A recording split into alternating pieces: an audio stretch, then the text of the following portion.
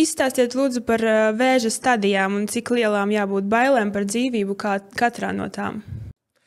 Protams, ka ja vēzi atklāja pirmajā stadijā, atkal katra vēža veids atšķirās prognoze, bet, piemēram, pie krūtsvēža tad cilvēki izārstējās 90% gadījumu, savukārt, ja vēzi atklāja trešajā stadijā, tad tur jau tā izārstēšanās ir varbūt ap 60% pie krūtsvēža.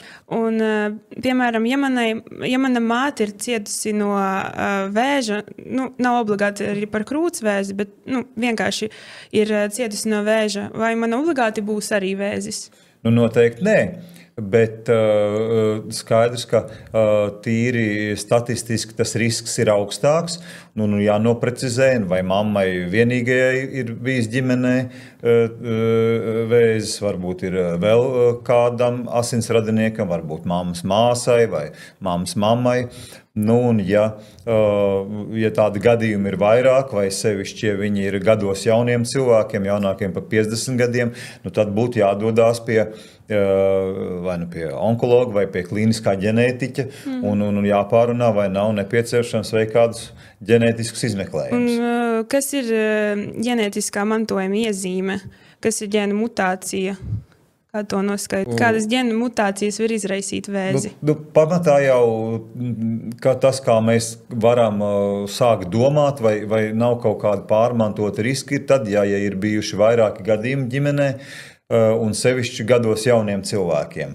Tas ir tas pirmais signāls, kad būtu jāpārbauda, vai nav pārmantot riski. Jā, tad sanāk, ka ja kādam no manam radiniekam bija vēzis, piemēram, viena veida vēzis, tad man arī var būt iespēja, ka man var būt kaut kas citādāks.